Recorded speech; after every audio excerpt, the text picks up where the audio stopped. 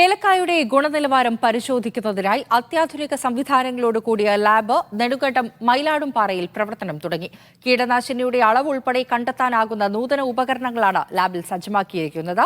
ഇടുക്കിയിലെ ആദ്യ പരിശോധനാ കേന്ദ്രമാണിത്. ഓർഗാനോ ഫോസ്ഫറസ്, ഓർഗാനോക്ലോറിൻ എന്നീ വിഭാഗങ്ങളിൽപ്പെട്ട കീടനാശിനികളുടെ അളവ് ശാസ്ത്രീയമായ രീതിയിൽ പരിശോധിക്കാനുള്ള സംവിധാനങ്ങൾ ലാബിലുണ്ട്.